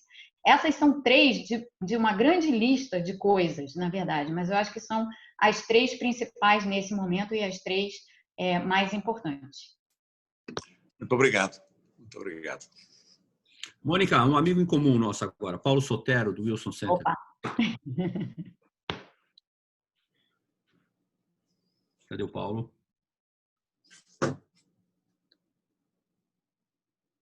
Oi? Pronto. Oi? Tá me ouvindo? Estou te ouvindo.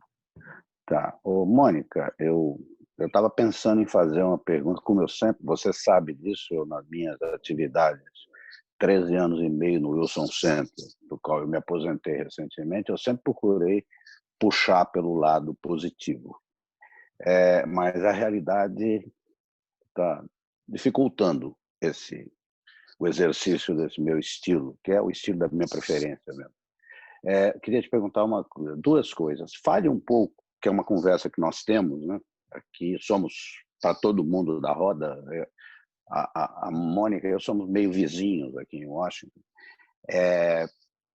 sobre o Brasil no mundo neste momento, porque existe uma percepção, em parte na sociedade brasileira, porque em função de uma suposta proximidade ideológica, de uma convergência ideológica, das pessoas ali em torno do presidente Bolsonaro e em torno do Trump, de que isso, enfim, beneficia o Brasil. Eu moro aqui há 40 anos, foi 26 anos desses 40 jornalista, praticante. Existe uma grande simpatia em relação ao Brasil, sempre existiu. Há mais de 1 milhão de brasileiros aqui. Mas isso não corresponde à realidade, esta hipótese de que o Brasil se beneficia porque, enfim, nós temos aliados aqui. Eu acho que nós temos cada vez menos aliados. Eu queria saber a sua opinião sobre, nesse momento, 2 assuntos. A posição do Brasil no mundo. A minha percepção é de que o Brasil se isola e ninguém está fazendo nada de mal para o Brasil. O Brasil continua a fazer coisas péssimas para si mesmo e vem lá de trás, isolando-se. No caso da pandemia, o Brasil é um país, na comunidade científica americana, admirado pela capacidade que teve, a partir lá de trás da crise da AIDS, mas de muito antes, de Oswaldo Cruz, de Adolfo Lutz, de Carlos Chagas, enfim, de enfrentar as epidemias. A ciência no Brasil se desenvolveu fazendo isso. Até o nosso Simon Schwartzman tem um livro que escreveu no Wilson Center, em 1978, 79, sobre esse assunto. E eu queria te perguntar isso, como é que tem jeito para nos beneficiarmos destas ligações que existem entre os médicos, os cientistas, os epidemiologistas dos 2 países, numa realidade em que os governos dos 2 países são negacionistas em relação à epidemia? Paro por aqui. Excelentes perguntas. Excelentes perguntas. Eu tenho que confessar, o Paulo não confessou tão diretamente, eu vou confessar por ele. Nós não somos só vizinhos, nós nos falamos com muita frequência. Mas assim, então eu fico feliz de ver o Paulo aqui, porque a gente fala, mas a gente não se vê porque a gente não pode, né, Paulo? Em distanciamento. Bom, tem duas maneiras de responder essa pergunta e de olhar para essa pergunta. A primeira é o Brasil no mundo, né? O Brasil no mundo, acho que você já disse, e é exatamente essa a minha posição compartilhada. O Brasil no mundo hoje está numa posição ruim, mas está numa posição ruim que é completamente self-inflicted, né? O Brasil trouxe para si essa percepção ruim em várias frentes, né? Na frente, a começar um tema que nós já discutimos quando você estava ainda no Wilson Center e que você já liderou em várias ocasiões, que são as questões ambientais. O Brasil era um líder na área ambiental, o Brasil deixou de ser um líder na área ambiental por opção, né? Por desistência ou por mudança completa de atitude.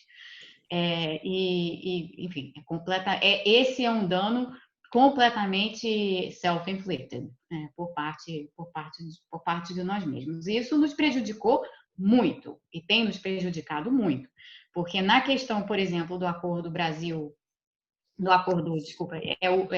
Mercosul, o tema ambiental ficou central e, apesar do anúncio, do alarde, de tudo que foi feito em torno quando finalmente se concluíram as negociações, não vai haver acordo UE-Mercosul. Isso não vai entrar em vigor tão cedo, se é que vai entrar em vigor, porque tudo vai ter que ser renegociado outra vez na hora em que se resolver fazer alguma coisa em relação a isso. Então, nós nos prejudicamos na área ambiental. O que nós fizemos com nós mesmos foi de um prejuízo enorme para nós e, evidentemente, nos colocou numa posição terrível perante o mundo. O Brasil tinha tudo já estava sendo um líder nas questões ambientais e agora nós passamos de líder para pária, infelizmente. Nas áreas de relações com governos, é verdade que existe uma aproximação ideológica entre Trump e Bolsonaro, mas, né, eu e você sabemos muito bem que Trump tem um interesse apenas na cabeça dele e esse interesse chama-se Trump, só. E o Brasil, nessa equação Trump, não existe, né? Existe por conveniência. Quando for conveniente falar bem do Brasil, Trump falará bem do Brasil. Fará bem para o Brasil? Não interessa ao Trump. Então, essa aproximação ideológica para o Brasil não rende absolutamente nada, porque sendo o Trump quem é, tendo ele o estilo que tem. E acaba por nos prejudicar muito se por acaso essa eleição daqui virar para o outro lado. Né? Então, se essa eleição aqui virar para o outro lado e os democratas tomarem o poder, a aproximação com Trump nos prejudicará, né? perante o futuro governo americano. Então, temos que levar isso em conta. Em termos de governo, nós não estamos bem. Em termos de cooperação em determinadas áreas, eu acho que nós estamos melhores, por assim dizer. Porque a gente sabe que, a despeito de tudo que acontece no governo, a despeito do fato de não ter ministro da Saúde, a despeito da gente ter um presidente negacionista da ciência, a despeito da gente ter um ministro da Educação que é negacionista da educação, e todas essas idiosincrasias, uma das relações exteriores que nega as relações exteriores, e todo esse caminho aí que a gente pode traçar, as comunidades científicas ainda se falam, né? E como você bem colocou, nas questões epidemiológicas, em particular, e de doenças infecto-contagiosas e tal, ainda existe muita colaboração entre Brasil e Estados Unidos. Então, eu acho que esses esforços continuarão. Agora, eles acabam sendo um pouco prejudicados pela ação dos governos, né? pela ação dos líderes. O Brasil, por exemplo, poderia, se quisesse, estar participando desses diversos task forces mundiais para desenvolvimento de vacina. Não está porque o presidente resolveu que não quer, né? E, portanto, o Brasil não foi convidado a estar. É uma pena para nós, enorme, né? Porque tem vacinas aí avançando que estão avançando sem qualquer participação brasileira. E, enfim, é assim que eu vejo. Eu acho que nós estamos num processo que em algum momento vai ser interrompido, porque nada dura para sempre, né? Mas a gente está aí num processo de nos causarmos dano a nós próprios, que em algum momento vai parar, algum momento vai ser interrompido, mas por enquanto não dá ainda para ver quando que isso vai acontecer.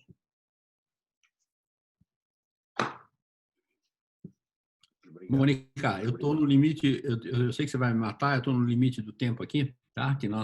Mas eu tenho ainda que fazer 2 perguntinhas rápidas, pode ser? Pode ser. Tá bom. A primeira é da doutora Sabrina. Sabrina Medeiros, ela é professora da Escola de Guerra Naval. Sabrina, por favor.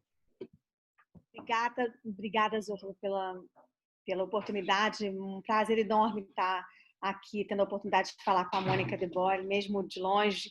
É um prazer imenso. Nós somos, enfim, quase contemporâneas, né? A nossa geração está aí militando em diversas frentes. Eu sou professora associada de Relações Internacionais da Escola de Guerra Naval, onde a gente já recebeu alguns dos seus colegas, Mônica, e é um prazer estar aqui podendo trocar essas ideias contigo. Bom, o primeiro ponto é que em 2011 você escreveu um capítulo sobre o que seria do Brasil em 2022. Então, eu queria saber o que você imaginou e qual é o Brasil que a gente tem hoje perto do que você imaginou.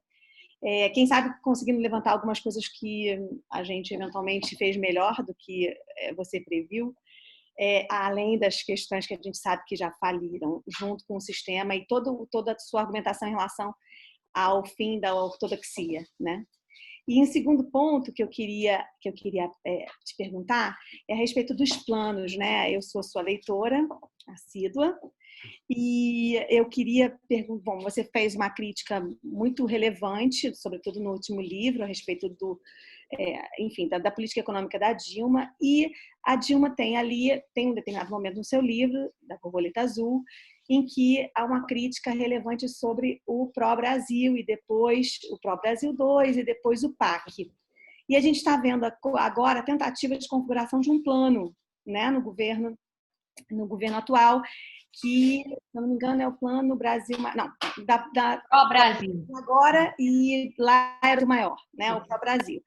E a gente sabe que existe um debate e uma tensão grande em relação à política econômica pregada pelo Guedes em relação à proposta que nasceu, me parece, do Ministério do Desenvolvimento, junto com também com a grande aceitação da Casa Civil.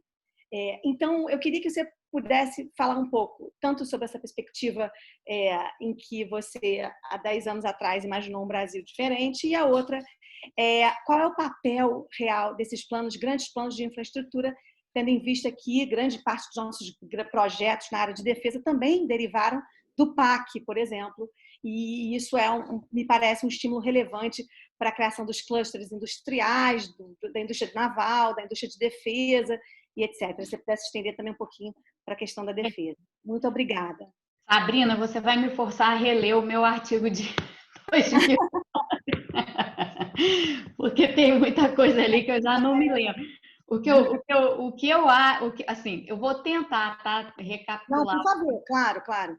Porque, evidentemente, ali a gente tinha um mundo, e não era nem a configuração só do Brasil, era uma configuração de mundo completamente distinta da configuração que a gente vê hoje, né? Assim, algumas coisas a gente já tinha. Então, a gente já tinha, bom, a China já tinha passado pela ascensão, já havia uma tensão que estava sendo manejada, né? Estava sendo mais ou menos gerenciada, mas havia uma tensão entre Estados Unidos e China, havia uma tensão entre Europa e China e tal, então a China já estava colocada aí como um fator de geração de tensão nas relações internacionais e nas relações econômicas, mas nada sugeria naquele momento que haveria uma ruptura, como aconteceu com a eleição do Trump, né?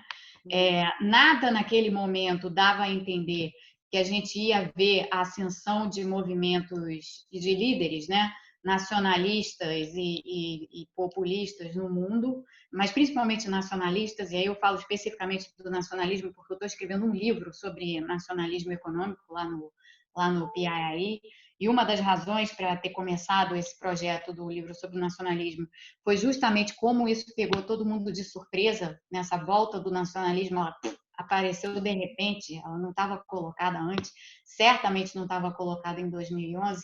Então, ali, o que eu vi era o seguinte, o que eu vi era um país que tinha perdido várias oportunidades nos anos 2000, então no início, na primeira década, né? E desperdiçado essas oportunidades, passou por um período de bonança extraordinária que não vai se repetir, e deixamos de fazer muitas coisas naquele momento, deixamos de lado todos os investimentos e reformas, né? Investimentos e reformas que poderiam ter nos colocado em outro patamar. Então, eu olhava para a situação a partir desse ponto de partida e pensava assim, bom, o Brasil é um país que vai ter pela frente, a não ser que mude o rumo, mas vai ter pela frente um período prolongado de perda de dinamismo econômico, porque nada fez, e de assim, uma situação de crescimento baixo, né? de crescimento relativamente baixo. Mas eu não imaginava, assim, olhando daquele e falava assim, o que você precisa fazer para melhorar dinamismo e tal, e aí no centro da discussão eu acho que estava toda essa ideia de abertura comercial, o Brasil sendo um país muito isolado, precisava se abrir para poder, né, ter os benefícios da abertura que vem dos ganhos de transferência tecnológica, de inserção de indústria nas cadeias de valor globais e tal. Então, eu pensava assim, no Brasil inserido nesse eixo, como uma possível forma de você ganhar dinamismo econômico. Eu acho que é aquela reflexão naquele momento, se eu voltasse no tempo, eu provavelmente teria exatamente a mesma reflexão. O negócio é que no meio do caminho a gente teve essa ruptura dos movimentos nacionalistas, e no âmbito desses movimentos nacionalistas, o que veio dentro disso foi uma visão completamente distinta a respeito do papel do comércio e da integração global, né? Assim, mudou, a discussão mudou completamente. E tendo mudado, o que eu havia colocado, eu ainda acredito que o Brasil não pode se isolar, tem que se abrir para o mundo e tem que fazer isso independentemente do contexto. Mas é evidente que o contexto hoje será ainda, né, por algum tempo, muito mais hostil para que se faça esse tipo de coisa, se tem os ganhos que deveria ter, do que naquela época, quando a gente pensava num cenário de continuidade, né, em que a globalização ia continuar no mesmo ritmo, a integração comercial ia continuar no mesmo ritmo e tudo mais. Então, assim, no final, eu acho que essa grande reviravolta nacionalista aí do mundo foi o que veio de diferente. E é curioso isso, né? Porque a própria Dilma, assim, nas políticas econômicas dela e nas diversas coisas que ela... Inclusive, assim, você citou o Plano Brasil Maior, e o Plano Brasil Maior 2, e teve o PPI, teve todas essas outras coisas, e antes disso tudo teve o PAC, mas tudo o que a Dilma defendeu, várias das coisas que a Dilma defendeu tinham um certo cunho nacionalista, né? Então, assim, até era curioso, porque ali eu pensava assim, nossa, mas isso é uma volta ao passado. Na verdade, é uma antecipação do futuro, né? Quando a gente olha para trás, assim. Então, é curiosa essa reflexão, assim, olhando de agora, né? Do ponto em que a gente está. Em termos daqueles planos em particular, eu acho que ali, o que tinha ali era o seguinte: no fim, tinha uma ideia bem intencionada, né? Porque tinha uma ideia de desenvolvimento do país, de como é que você faz um plano de desenvolvimento do país e tal, sabendo que isso daí tudo passa por necessariamente investimento em infraestrutura, investimento em áreas assim pesadas, né? Então indústria naval e coisas do gênero, e logística, muita coisa na área de logística. E tudo isso, todas essas ideias estavam ali, mas o problema é que, na forma como elas foram articuladas no Plano Brasil Maior e que veio depois, tudo foi muito mal articulado, né? Porque, como a gente sabe, assim, nesse tipo de iniciativa, todo o sucesso ou todo o fracasso mora nos detalhes, né, de como você de fato vai fazer aquilo que você está se propondo a fazer. Quais vão ser os projetos? Como você vai fazer os projetos? Por que esse é prioritário e aquele não é? Né? Essa ordenação de coisas e o detalhamento que isso tudo necessita, que é enorme, nada disso estava preparado naqueles planos da Dilma. Então, essa foi uma falha, porque a gente perdeu um tempo enorme e fez quase nada, né? E o que fez relativamente mal. E aí, no âmbito disso tudo, veio esse troço dos campeões nacionais, né? Então, veio essa política industrial voltada para grandes empresas, com crédito subsidiado do BNDES, que desarticulou tudo, porque, no fim das contas, gerou uma enorme distorção no mercado de crédito, uma enorme distorção nas contas públicas e acabou não dando certo, né? Acabou sendo de fato um fracasso.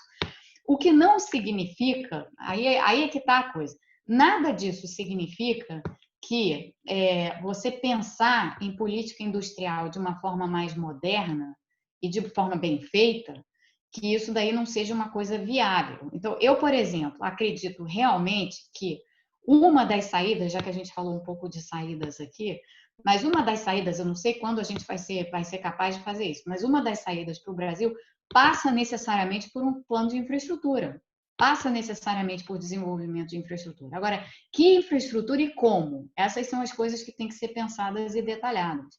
Eu acho que aqui a gente tem uma oportunidade de resgatar algo que eu falava anteriormente para o Paulo Saltera, que é a ideia de você volta para o meio ambiente, volta a pensar no desenvolvimento de infraestrutura que tenha assim um caráter, como tem os planos de infraestrutura na Europa, um caráter de preocupação com o meio ambiente e que, para não cair na besteirada de chamar de Green New Deal, mas é meio isso, né, no fim das contas, é você ter projetos de infraestrutura que estejam conversando com as necessidades na área ambiental, né, e que tenham esse olhar. O Brasil tem muita coisa que pode fazer nessa área, e eu tenho falado muito sobre saneamento, por exemplo. Saneamento que é algo que a gente precisa ter, inclusive por questões de saúde pública, importantemente por causa de saúde pública. Saneamento é uma área que tem uma capilaridade e um efeito multiplicador enorme na economia, porque você movimenta um monte de indústrias.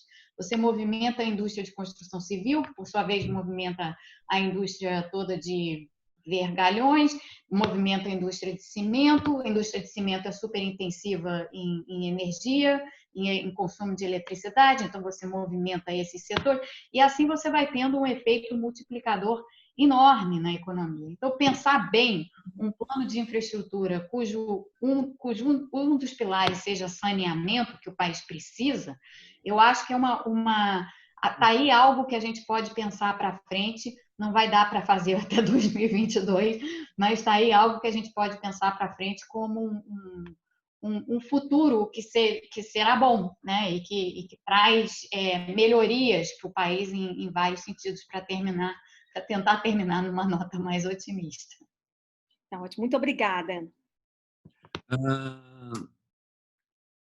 Mônica, a última pergunta, eu juro para você, aí depois você vai embora. E você vai ter grandes recordações nossas, eu tenho certeza. A última pergunta vai para o comandante Fonseca, da área de assuntos econômicos da Escola Superior de Guerra. Comandante Fonseca, por favor. Boa noite a todos. O microfone está ligado? Então, boa noite a todos. Muito obrigado por essa participação, muito me honra, principalmente estar ouvindo esse debate muito rico, muito nobre. E parabenizar também a nossa palestrante pelo como ela se posicionou, não que o enquadramento empobrece. Fiquei muito satisfeito com isso, porque eu também não gosto de me colocar, ouvir falar de direita ou de esquerda, eu gosto de dizer que eu sou brasileiro. E essa eu acho que é a posição muito boa. Parabéns a Mônica, me permita chamar assim. A Mônica, a minha inquietação é com uma possível volta à política de reserva de mercado. Esses movimentos de nacionalismo econômico, existe uma tendência a uma reserva de mercado. Isso aí pode impactar, vai no sentido contrário do que me parece que era uma tendência, vamos dizer, neoliberal, né? Como tu podia vamos expandir um pouco isso?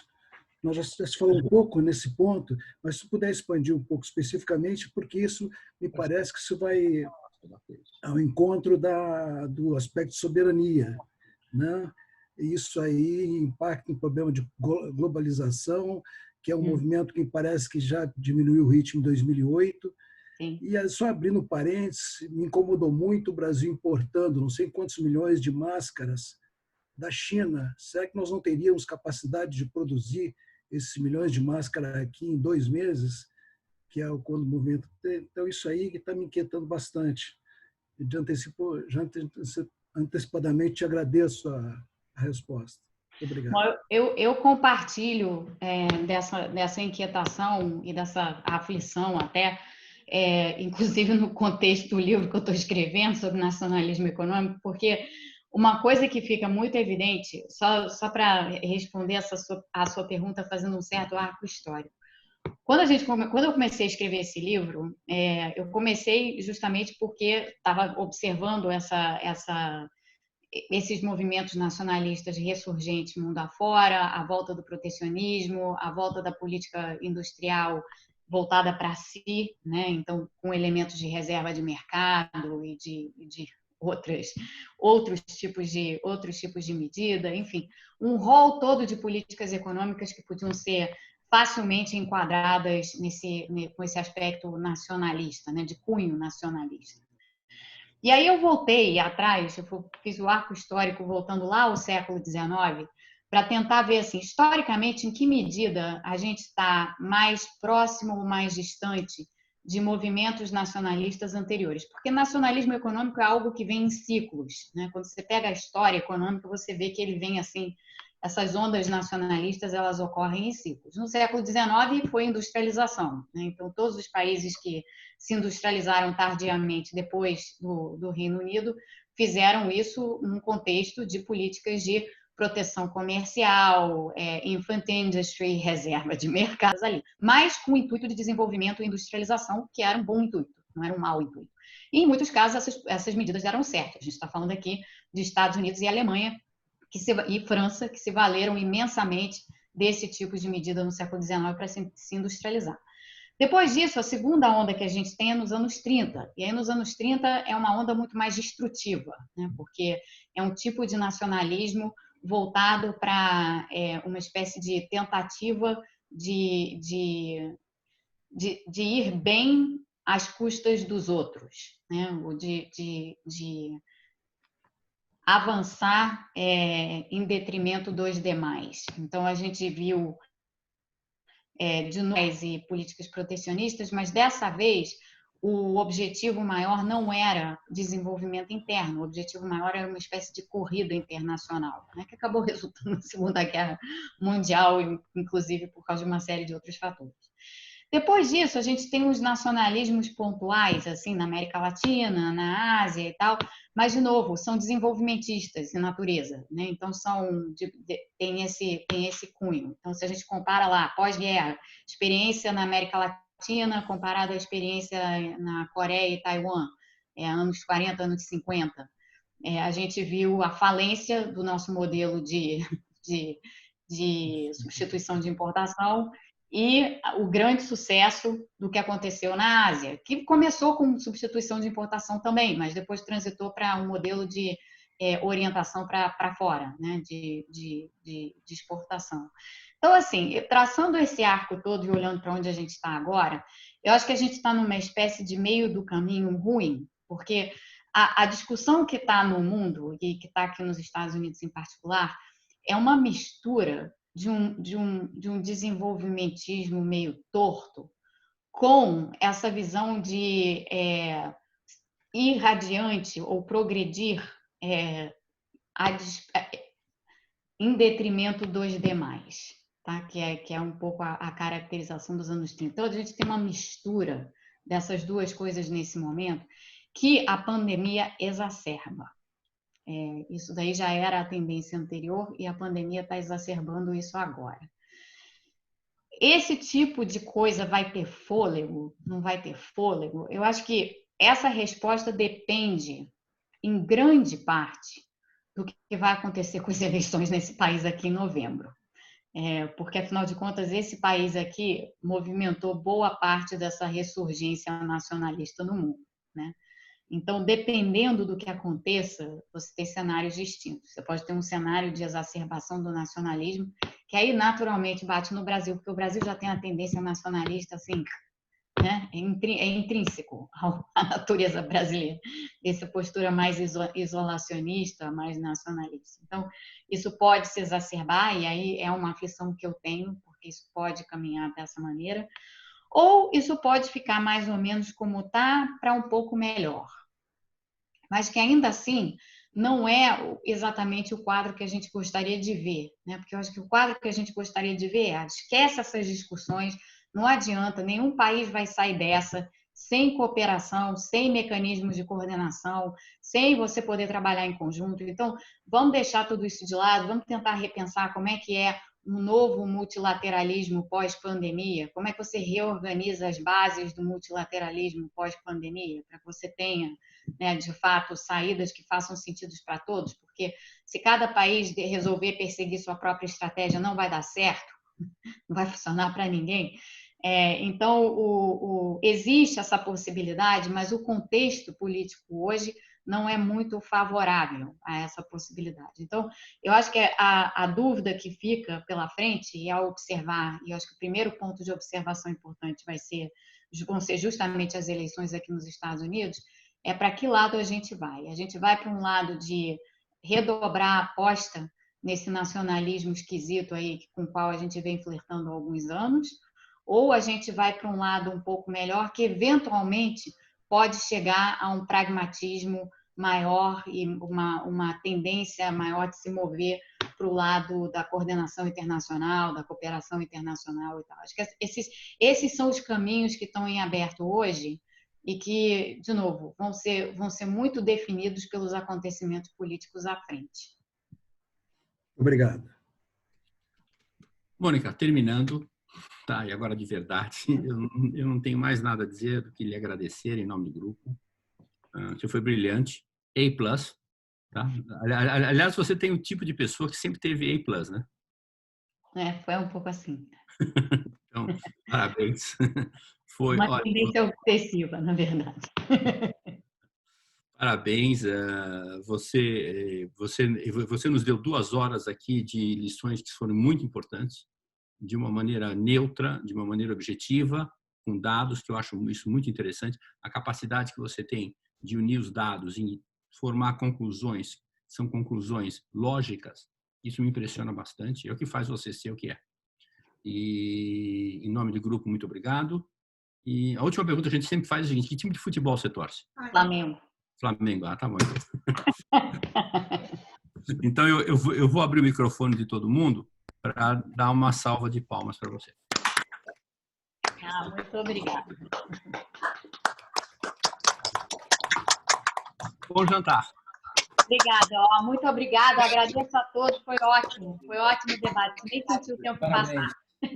Mônica, eu fiz uma música para você. Oba! Uma vez Flamengo. Essa é boa. Obrigado, Mônica. Até logo. Até logo. O pessoal do grupo Personalidades em Foco tem o debriefing